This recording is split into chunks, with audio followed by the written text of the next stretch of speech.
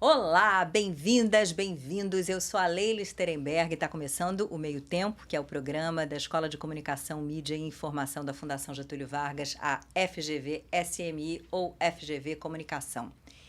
Me conta uma coisa, você tem dívidas e quer saber como se livrar delas? Quer fazer um pé de meia e não sabe por onde começar? Está na dúvida se é hora de comprar ou vender ações de uma empresa? Claro que as redes sociais estão assim de gente para te ajudar com tudo isso. O mundo financeiro cada vez mais faz parte do universo digital.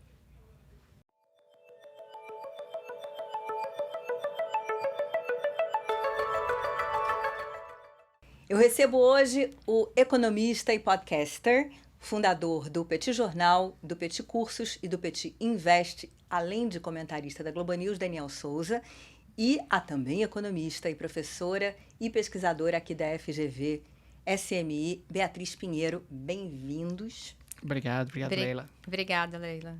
Olha só, meninos, vamos começar como a gente costuma, quebrando o gelo.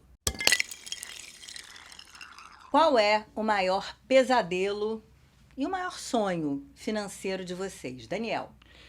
Acho que o maior sonho é a renda passiva. Você fez investimentos ao longo da vida e aqueles investimentos acabam proporcionando a você uma vida confortável. E eu acho que o maior pesadelo é uma crise financeira de grandes proporções que destrói todo o patrimônio que foi construído através desses mesmos investimentos. E Bia? Eu acho que o meu maior pesadelo também passa por aí, né? Eu ter uma dívida, né? Criar uma dívida que isso comprometa meu padrão de vida, meu orçamento atual. E o meu maior sonho, certamente, é no futuro eu conseguir, eu me organizar financeiramente, né? Para que no futuro eu consiga ter a mesma renda ou até ampliar a renda atual que eu tenho hoje e poder, quando eu estiver fora do mercado de trabalho, né? Que isso vai acontecer um dia com todos nós,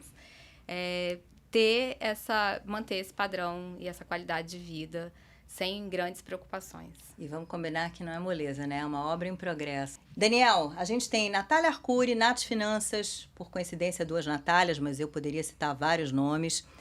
Fazem sucesso, tremendo sucesso, centenas de milhares, até milhões de seguidores, dependendo do influenciador financeiro.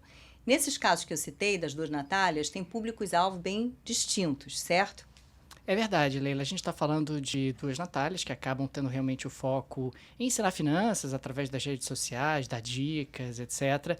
Mas me parece que há ali uma segmentação, tanto das dicas que acabam sendo dadas, a estratégia que acaba sendo construída, a estratégia de comunicação, quanto o próprio público. Tem ali uma certa segmentação e eu acho isso natural. Quer dizer, você tem uma ampliação desse mercado de influencers e conforme essa ampliação vai acontecendo, as pessoas vão sentindo a necessidade de uma maior especialização, de se comunicarem ali com um influencer que fale das dores dela, que fale da realidade dela.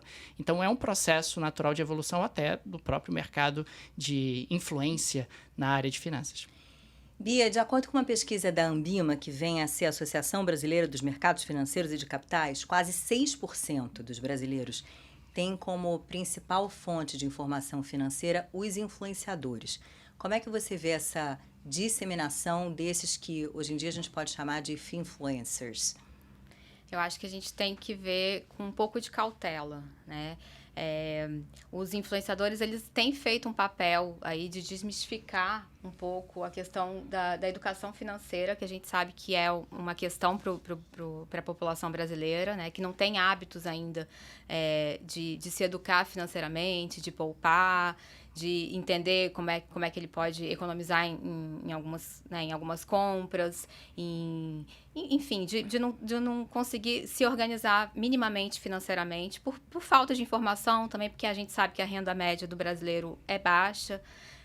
Então, os influenciadores vêm nesse sentido para contribuir um pouco com essa disseminação de informação e para ajudar na educação financeira do brasileiro, mas a gente tem que ver com cautela, né? 6% que essa pesquisa mostra que usa como principal fonte não é pouca coisa, mas a gente ainda vê também que muitos ainda buscam o seu gerente financeiro, né? Buscam uma figura mais tradicional para fazer investimento quando se trata de dinheiro que a gente sabe que é pouco, né? Que é regrado para a maioria da população. Agora é o seguinte, tem os influenciadores, né, que estão no Instagram, estão no YouTube, mas também tem os bancos digitais, né, corretoras que adotaram estratégias tipo isenção de tarifa. Em que medida isso contribui aí para o aumento de investidores, mas a chamada bancarização também? Me parece que esse processo ele é bastante revolucionário na economia brasileira. O Brasil tem uma estrutura bancária, e aí a gente está falando de bancarização muito concentrada ao longo das últimas décadas, principalmente do Plano Real para cá, houve uma concentração muito forte do sistema bancário brasileiro. Isso restringiu concorrência e isso acabou gerando o encarecimento de tarifas, por exemplo. Tarifa é uma realidade posterior ao fim da inflação no Brasil. Antes não havia tarifas.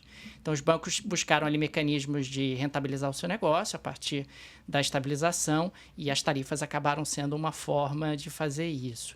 De uns anos para cá, houve um esforço, inclusive auxiliado pelo próprio Banco Central e pelas novas tecnologias que surgiram, de baixar custos de transação, né? Tornar realmente a bancarização um processo mais barato, mais simples, mais fácil, mais seguro.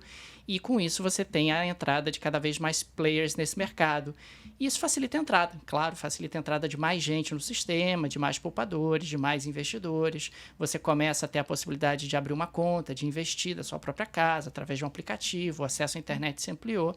E tudo isso junto faz com que o mercado de capitais no Brasil cresça bastante e tenha cada vez mais gente participando dele, o que me parece altamente positivo, né? Você tem um ambiente de mais concorrência, um ambiente onde você precisa cortar tarifas, eventualmente não oferecer opções e alternativas sem tarifas, e isso faz com que pessoas que eventualmente tivessem ali uma barreira de entrada porque não conseguiam chegar a um banco ou tinham ali tarifas elevadas que eram proibitivas para essa pessoa, para esse investidor, consigam ter acesso ao sistema e o sistema se torna maior e mais saudável. E é interessante que até banco tipo BTG, XP, acaba tendo canal no YouTube com centenas de milhares de seguidores. Isso aí é uma tendência, né? E eu acho que tem dois pontos principais aí, que é o acesso à informação e também criar um canal de interlocução direta com o seu cliente. Então, os bancos também tiveram que aderir aos canais digitais e às redes sociais, que elas facilitam esse tipo de aproximação e de disseminação da informação. Então, acho que tem desde produzir uma informação, um conteúdo ali voltado para dicas, né, e para conteúdos mais básicos, assim, de como evitar você cair num golpe ou numa fraude, até também um produto mais direcionado, né, assim, venda de serviços e venda de produtos que eles têm interesse em que seus clientes adquiram e invistam nesse tipo de produto. Você acha que o Pix tem tudo a ver com essa digitalização, digamos assim, dessa cultura financeira? Com certeza, 100% de aderência justamente a esse processo de modificação. A gente está falando de uma ferramenta onde você consegue fazer transações instantâneas para qualquer lugar, para qualquer pessoa e também qualquer valor, até valores bastante reduzidos e sem custo. Quer dizer, você acaba tendo a possibilidade, às vezes, até de pessoas de um ambulante ou de alguém que está trabalhando na rua, etc., consegue receber o pagamento em Pix, acaba tendo uma facilidade, tem o QR Code ou então tem a chave Pix. Você tem ali mecanismos para aumentar o número de transações de maneira muito significativa, de tal maneira até que o papel moeda tradicional, ele vai perdendo espaço, vai perdendo relevância numa economia como a brasileira. O Brasil é um país de vanguarda no sistema bancário, isso é uma coisa que às vezes a gente perde de referência. O Brasil tem vários problemas do ponto de vista macroeconômico, mas em termos de sistema bancário, o Brasil acaba sendo uma grande referência, o Brasil acaba sendo altamente competitivo e isso tem externalidades, impactos sobre a economia de maneira muito abrangente. Então sim, acho que o Pix tem tudo a ver com isso, acabou sendo um esforço capitaneado uma vez mais pelo Banco Central, houve ali todo um esforço tecnológico e me parece que os efeitos realmente dessa nova ferramenta facilitaram muito as transações, o comércio de uma forma geral, de bens e serviços, mas também a dinâmica de investimentos. E vem aí o Drex em breve, né? Que é o plural de um palavrão em Yiddish, que é a língua materna do meu pai, mas deixa pra lá, a gente não vai entrar nesses detalhes. Olha só, gente, será que todo influenciador financeiro sabe exatamente o que está falando? Que cuidados o consumidor desse tipo de informação tem que ter? A gente conversou a respeito com o professor da Escola de Direito aqui da FGV, Felipe Medon. Bom, na verdade, eu acho que o conselho geral é para todo mundo que é consumidor de marketing de influência. A gente, quando está falando de influência digital, uma das grandes preocupações, em primeiro lugar, é a gente saber se aquela pessoa está fazendo, eventualmente, algo que é patrocinado, então se ela está recebendo de alguma empresa para realizar aquela publicidade, ou se ela está fazendo eventualmente aquilo que a gente chama do conselho amigo, friendly advice. Se aquela pessoa está influenciando você porque ela de fato acredita naquilo.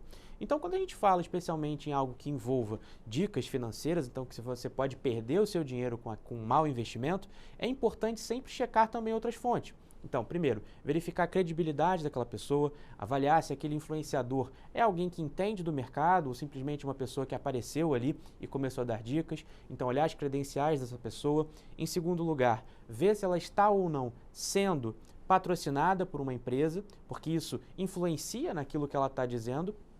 E, em terceiro lugar, buscar também outras fontes, para ver se aquela informação que está sendo prestada é de fato uma informação segura que pode ser seguida por aquela pessoa que está consumindo aquele conteúdo. Bom, eticamente e juridicamente, essa é uma questão que a gente precisa lidar primeiro com o dado fático. Essa é uma realidade que existe, não vai deixar de existir tão cedo, porque faz parte hoje da nova forma de se realizar o consumo. Hoje o consumo é muito marcado pela influência digital. Não há como falar hoje em consumo sem falar nos influenciadores digitais, o que traz questões muito sensíveis, inclusive até para a influência digital de crianças. Será que a gente pode ter crianças realizando publicidade na internet? Como que isso deve ser regulamentado? Mas eu acho que um bom passo seria a gente caminhar para a construção de parâmetros, tanto jurisprudenciais como eventualmente administrativos, deontológicos, que seja, para que a gente consiga regulamentar isso de alguma forma. A gente viu, por exemplo, um guia da Anbima, que saiu no ano passado, voltado para as empresas do mercado financeiro, justamente para nortear essa relação que eles têm com os influenciadores digitais. Então, uma grande preocupação ética, e isso, tanto ética, mas também acaba se refletindo no âmbito jurídico, é a preocupação com a publicidade clandestina. Ou seja, tem que ser sempre transparente. Mostrar para a pessoa que está recebendo aquele conteúdo se eventualmente aquilo é uma publicidade, se a pessoa está recebendo para falar aquilo ou se de fato é algo espontâneo, fruto dos estudos, por exemplo, que aquele influenciador ou influenciadora fez naquela determinada área. Então a gente precisa sempre trabalhar com a transparência, com essa relação de boa-fé da pessoa que está realizando a influência digital com as pessoas que estão sendo influenciadas, porque no final do dia é isso que vai importar.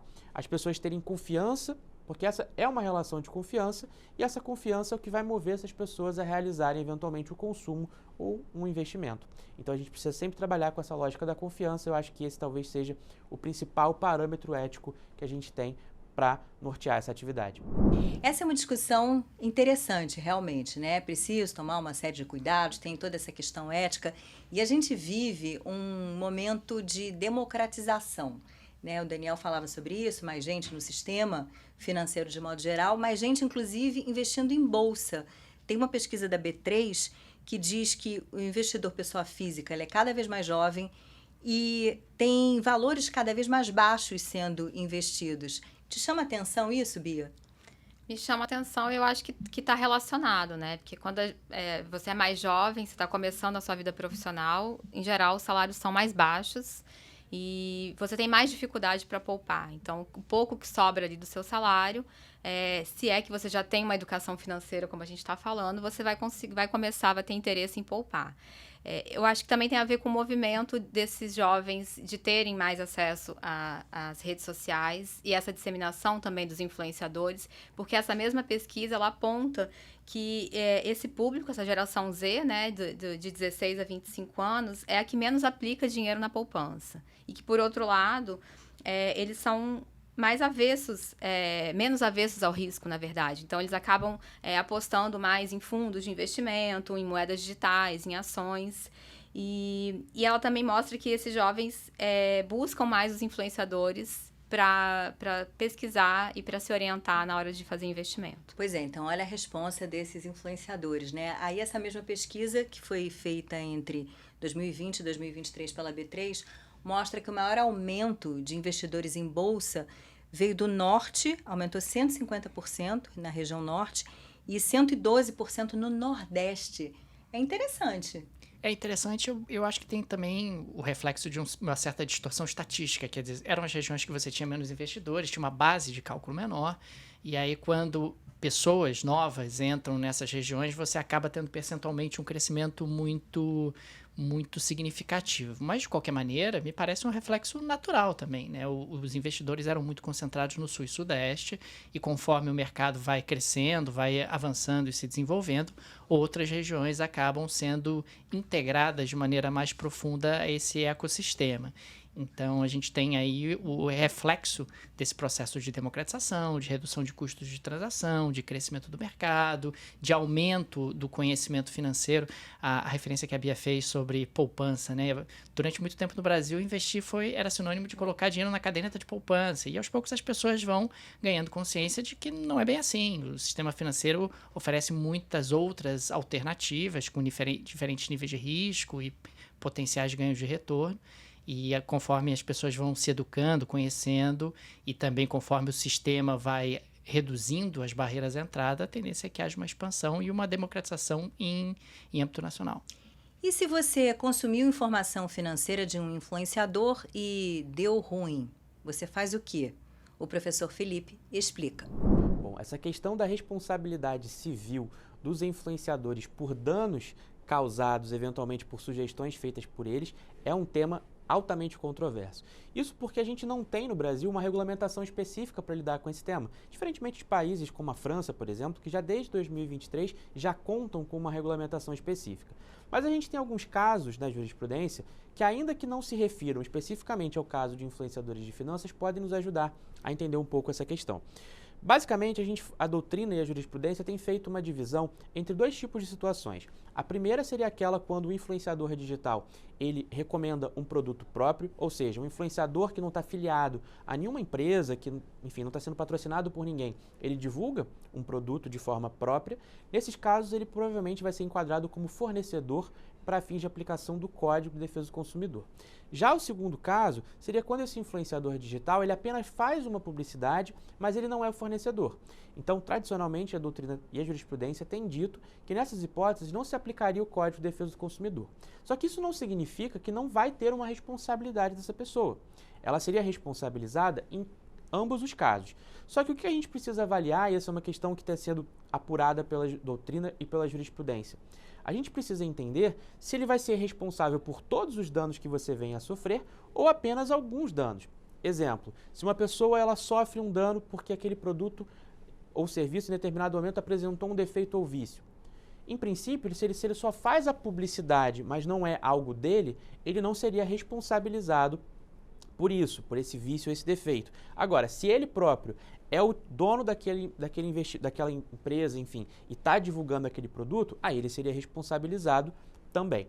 Mas uma última questão importante de respeito à publicidade não poder ser clandestina, ou seja, ela não pode ser algo velado, em que não fica claro para os consumidores que a pessoa está fazendo uma publicidade. Então ele tem que ser transparente, tem que mostrar que está fazendo uma publicidade, porque assim ele pode eventualmente ser responsabilizado caso ele não deixe claro que está fazendo uma publicidade, o que seria publicidade clandestina para fins de aplicação do Código de Defesa do Consumidor. Daniel, você e o Tanguy Bagdadi, que tem há anos o Petit Jornal, criaram há alguns meses o Petit Invest. E aí vocês analisam como é que está o ambiente, né? Por exemplo, outro dia vocês falaram da NVIDIA e essa questão aí da inteligência artificial, por que a NVIDIA cresceu tanto, está valendo tanto, essa coisa toda. Mas que preocupações vocês têm? Exatamente porque aquela informação pode ser chave para alguém que está ouvindo vocês. Me parece que a nossa grande preocupação é não induzir determinados investimentos, quer dizer, é criar um espaço, um ambiente onde você traz reflexões sobre o ambiente macroeconômico. O ambiente macroeconômico acaba ajudando, claro, na tomada de decisão de investimentos, mas essa acaba sendo uma decisão muito particular, muito pessoal. Pessoas são diferentes, têm propensões a risco diferentes, têm capacidade de investimento diferentes. Então, nesse espaço que a gente acabou criando, o objetivo é trazer reflexões para pessoas que investem, ou eventualmente até que não investem, mas que querem entender um pouco melhor o mundo que está em volta delas e como é que as coisas acabam acontecendo. Nesse exemplo em particular da NVIDIA, a gente falou sobre por que a empresa se valorizou tanto, né? E quais são os elementos estruturais que acabam explicando esse processo de valorização, até dentro de um contexto onde o juro nos Estados Unidos continua alto, dentro de um contexto onde a Bolsa dos Estados Unidos não está tendo pelo menos a maior parte das ações não está tendo um desempenho tão espetacular quanto as empresas de tecnologia. Então, é o espaço para reflexões e o cuidado é não determinar nem induzir ninguém a tomar nenhuma decisão. Essas decisões acabam sendo muito particulares e precisam, às vezes, de um cuidado mais próximo para que haja realmente a melhor escolha. Momento confessional aqui. Você acompanha algum influenciador financeiro? Não. Como é que você consome informação financeira? Ainda com mídia tradicional? Como é que é? Então, é um desafio, né? Porque a gente, por ser economista, as pessoas acham que a gente também, assim, a gente tem que estudar, tem que pesquisar, tem que criar esse hábito, né? Não é um hábito só porque a gente tem um pouco, né, mais de conhecimento na área, é uma decisão muito difícil. Mas eu converso com algumas pessoas, eu troco ideia, eu pesquiso, eu tenho que acompanhar, tem que estar, assim, olhando sempre, né? E eu também confesso também que eu sou uma pessoa bastante avessa ao risco, né? E me conta uma coisa, o Petit Invest, ele tem um patrocinador, né? Em termos de monetização, né? Vocês têm produtos digitais. Vocês não são exatamente influenciadores digitais, mas vocês estão aí produzindo conteúdo digital. É algo que veio acontecendo, hoje em dia já virou um job, como é que é? É algo que veio acontecendo aos poucos e virou um job. Efetivamente, você passa a ter ali uma produção de conteúdo, a produção de conteúdo vai sendo apreciada por pessoas e quando essas pessoas apreciam o seu conteúdo, essa visibilidade acaba eventualmente projetando outras oportunidades de negócios, outras oportunidades realmente de monetização. Então, foi um processo natural, realmente, aos poucos ele foi acontecendo e com isso se tornou um trabalho, realmente um trabalho, quer dizer, você tem uma frequência ali de produção de conteúdo, você tem ali um método que você vai desenvolvendo. Me parece que não há um manual que está pré-determinado de como deve ser feito ou como não deve ser feito. No nosso caso em particular, acabou muito sendo tentativa e erro, quer dizer, você testa uma hipótese, dá certo ou não dá certo, não deu certo, descarta, testa outra e aos poucos você vai calibrando, vai lapidando realmente o conteúdo e vai entendendo até o que faz sentido e o que não faz sentido para o público que você alcança. Aí você tem alguns patrocinadores, você tem apoio dos ouvintes, né, da audiência que faz contribuições e você tem um infoproduto, a gente pode chamar assim, que é o Petit Cursos, que as pessoas compram efetivamente. É assim que acontece. É exatamente assim que acontece. Você acaba criando digamos assim, um ambiente onde as coisas acabam caminhando juntas. Eu acho que não tem como dissociar uma da outra, né? Então, você tem ali uma comunidade que você vai formando e você vai observando essas potencialidades. No caso do infoproduto, Tang e eu somos professores, quer dizer, esse é a nossa origem. A origem realmente acaba sendo de aulas e de reflexões e de conteúdos que podem ser explorados de uma maneira aí muito estruturada, de uma maneira muito organizada, seguindo realmente critérios mais acadêmicos. É diferente realmente da produção, às vezes, do conteúdo do dia a dia, que é um pouco mais flexível em função de análises e reflexões que você traz sobre o noticiário ou sobre determinados acontecimentos que ocorreram naquele momento. Bia, você fez um estudo sobre Creator Economy. A gente fez o primeiro episódio aqui do Meio Tempo, foi exatamente sobre isso. E dá para dizer que o Daniel está inserido nessa Creator Economy? Com certeza. Já tem diferentes tipos de produtos, né? Diversificou, ele testa os produtos, testa a aceitação, né, do público e está crescendo, né? Mais uma evidência de que esse mercado está em plena expansão, continua em plena expansão, né? Inclusive, diversificando as áreas também, né, de atuação. A área de finanças, de educação, eu acho que é sempre uma área com um potencial mesmo de crescimento, porque existe uma demanda por informação, né, por saber como investir, por saber como se educar financeiramente. Isso é uma questão realmente que a gente tem acho que internacional, mas principalmente para a nossa população, né? No caso deles, não apenas, né? A demanda por informação sobre a política internacional, que é, na verdade, o core business, né? Para usar um termo assim, que faz sentido para economistas. Gente, chegou aquele ponto da conversa em que a gente faz uma pergunta para a inteligência artificial.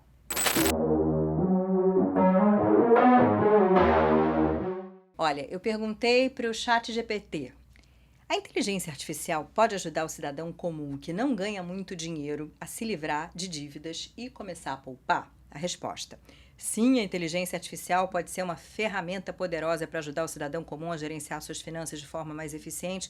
Com aplicativos e plataformas baseadas em IA, é possível acessar conselhos personalizados de gestão financeira, criar orçamentos, receber alertas de gastos excessivos e até mesmo encontrar maneiras de economizar dinheiro automaticamente. Essas tecnologias podem capacitar as pessoas a tomar decisões mais informadas sobre suas finanças, ajudando-as a se livrar de dívidas e começar a poupar, independentemente da sua renda.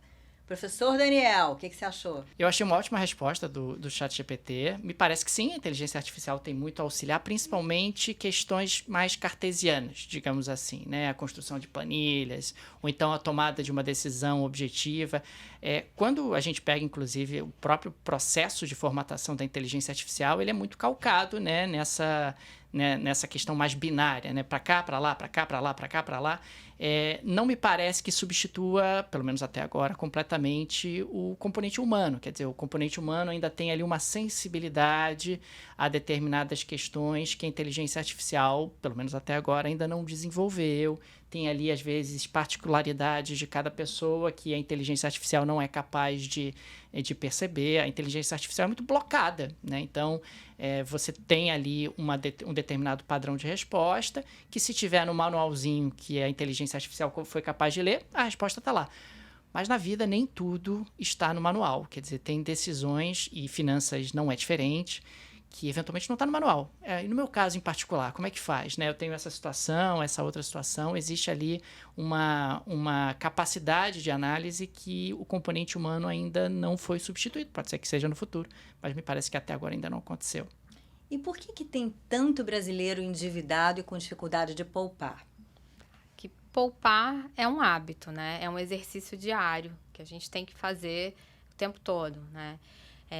E a gente também está falando de uma população que o nível de endividamento é muito alto. Assim, cerca de 30% das famílias são endividadas. Isso vem caindo ao longo do tempo, mas ainda assim, como é que a gente vai exigir que essas famílias consigam, primeiro, se reorganizar financeiramente para depois conseguir poupar, né?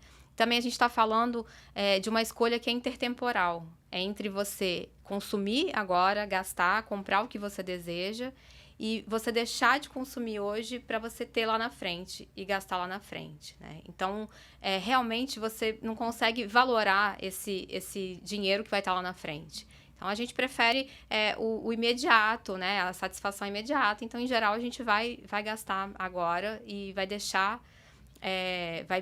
vai escolher gastar agora para não poupar lá na frente. Por isso que é um exercício, e talvez a resposta do ChatGPT aí nesse sentido, ela pode ajudar com os lembretes, né? De você... olha, quem sabe precisa mesmo desse cafezinho, vai buscar uma promoção, ou então espera mais um pouco, pesquisa mais um pouco. Eu acho que esse tipo de ajuda é bem-vinda, né, de uma inteligência artificial como uma forma de lembrete, porque faz parte desse exercício de se criar o hábito de se educar financeiramente. O Plano Real está fazendo 30 anos. Muita gente que está vendo aqui esse programa ou ouvindo não se lembra de um Brasil com inflação nas alturas. Mas essa herança de uma inflação muito alta, você acha, Daniel, que deu para as pessoas essa lenha na fogueira? Não, vou consumir agora porque amanhã vai ficar mais caro. Tem isso introjetado no brasileiro? Mas com certeza absoluta. A gente está falando de um país que conviveu com uma alta inflação e num determinado momento hiperinflação por um período muito alongado, né? Talvez muitos dos que nos assistem e nos ouvem não tenham vivenciado isso, mas eu lembro dos meus pais me levarem para o supermercado para correr, para pegar todos os produtos que aparecessem na frente o mais rápido possível antes que houvesse ali um reajuste. Tinha uma maquininha, né, que você colava o preço novo em cima do preço antigo e aí eventualmente você corria para tentar pegar antes que o remarcador pinçasse aquele produto e colocasse o novo preço. Eu lembro do meu pai dizendo para eu procurar os produtos abandonados pelo supermercado porque eles não tinham sido remarcados. Era uma loucura. E dentro de um contexto como esse, você não tem incentivo à poupança, você tem incentivo ao consumo. E se considerar também uma renda muito concentrada que o Brasil apresenta, se você considerar também a ausência de produtos financeiros de qualidade durante muito tempo, a falta de desenvolvimento de uma educação financeira, tudo isso junto e somado nos ajuda a entender também por que o brasileiro não tem esse hábito da poupança, como a Bia muito bem colocou. E eu acho que também tem um outro aspecto. O Brasil adotou um modelo de desenvolvimento industrial, de fechamento, e que era calcado também no estímulo ao consumo. E aí a gente dependia muito de poupança estrangeira, dependia muito de investimento estrangeiro, o consumo acabava sendo um elemento importante. Até hoje a gente ainda vê, volta e meia, governos dizendo não, tem que consumir, tem que consumir, tem que consumir, porque acaba sendo um aspecto que explica até o crescimento da indústria, o crescimento de alguns setores na economia brasileira, esse consumo doméstico, na medida até que o Brasil é um país pouco integrado, a comunidade internacional, então o consumo doméstico acaba sendo estimulado e isso significa também, em algum grau, desestimular a poupança.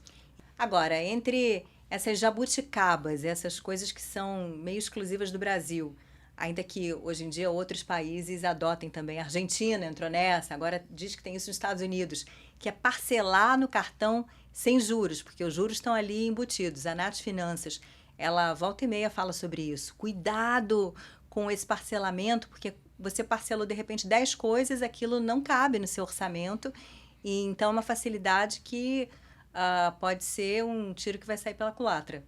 Com certeza, tem que ter cuidado, porque acaba que quem está parcelando no cartão não está nem fazendo a conta exata, né, de quanto aquilo é compatível com a renda que ele tem disponível para pagar.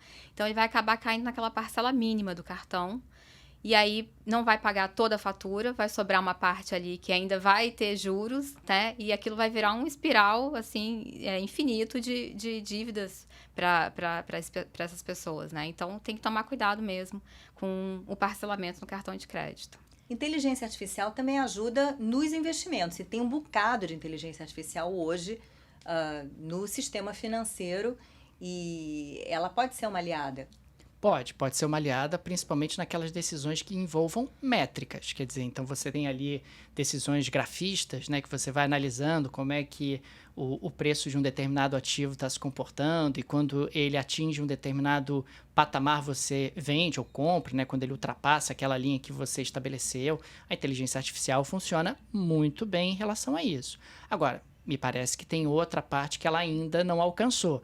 Ainda mais num país como o Brasil, a sensibilidade humana ajuda bastante na tomada de decisão de investimentos, porque existem muitos elementos inesperados, imprevisíveis e que não me parecem adequadamente quantificados e mensurados pela inteligência artificial, ou que a inteligência artificial seja capaz de alcançar. A Leila falou há pouco do Plano Real. O Pedro Malan tinha uma frase ótima, né? No Brasil até o passado é incerto. A inteligência artificial não é capaz de perceber que você está lidando com um país onde até o passado é incerto. Então, existe ali um componente humano que ainda tem muito espaço, essa sensibilidade, essa capacidade de análise, me parece que ainda tem espaço para o profissional, bom profissional, ter a inteligência artificial como um assistente e tomar as suas decisões com base também no que a inteligência artificial está te oferecendo. O ChatGPT ainda não é a bola de cristal. ChatGPT, que decisão o Congresso Nacional vai tomar sobre esse ou aquele tema, né? Qual vai ser o resultado da reunião do Copom? Agora, Daniel, fala a verdade. Na rua, ou até pelas redes sociais, um bocado de gente vem te pedir informação sobre em que investir, onde botar o dinheiro. É ou não é? Fala a verdade. É verdade, isso acontece bastante. Aliás, existem dois tipos de abordagem. Daqueles que querem investir, eu queria saber o que eu faço, etc., com o meu dinheiro, estou aqui com o dinheiro guardado. e tem aqueles que pedem ajuda porque estão endividados, que querem, como é que eu faço, a minha dívida, o meu cartão de crédito, o banco está me ligando, o que faz diante disso? Então, me parece que tem esses dois perfis. E, claro, nos dois casos, você pode ajudar ali, dependendo, conforme você entende qual é a realidade da pessoa. No Brasil, de uma maneira geral, as pessoas são muito avessas ao risco e acho que existe uma correlação grande com a idade. Na realidade, é inversamente, né, correlacionado. Então, vai aumentando a idade, a pessoa vai ficando mais avessa a risco, e as pessoas mais jovens são mais propensas ao risco. E com isso você acaba tendo muita gente, sim, muita abordagem. Ainda tem muito espaço para a educação financeira crescer, ainda tem muito espaço para as pessoas entenderem como é que isso funciona. O bolso é super importante, as coisas que acontecem na sua vida financeira impactam a sua qualidade de vida, impactam a sua autoestima, impactam realmente, em algum grau, a sua felicidade, claro. O que você pode, o que você não pode fazer, quais sonhos você pode realizar. E me parece que aos poucos as pessoas estão tomando consciência da amplitude da vida, dos impactos e desdobramentos da vida financeira sobre o dia a dia delas. E nesse meio tempo, joga na Mega Sena, né? Torce, faz uma fezinha. Tem isso também, né, Bia? Tem isso também, por que não, né? Acho que a esperança aí é sempre de ter uma resolução financeira. Eu acho que isso é uma questão para a maior parte da população. Então, sempre acreditar que pode ali resolver uma dívida, melhorar a condição de vida da família, uma aposentadoria digna, né? Por que não? Tem que ter fé mesmo. Bom, agora para a gente encerrar de vez, vocês acham que o brasileiro está amadurecendo, e essa geração jovem que está de olho na Bolsa, que está de olho nos influenciadores, vai vir uma geração mais saudável financeiramente? Acredito que sim. Acredito que a geração jovem está mais atenta, está mais consciente, efetivamente, das oportunidades que a vida financeira proporciona.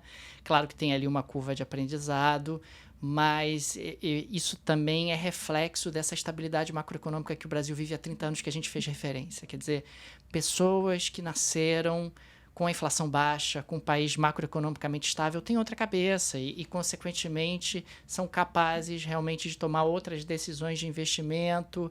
É natural que as pessoas mais velhas, que viveram tantos percalços macroeconômicos no Brasil, sejam mais temerosas do que pode acontecer, mas o Brasil avançou muito ao longo desses últimos 30 anos e isso também ajuda a explicar por que nós tivemos tantos avanços importantes e me parece que essa nova geração tem tudo realmente para ter uma consciência financeira muito mais profunda.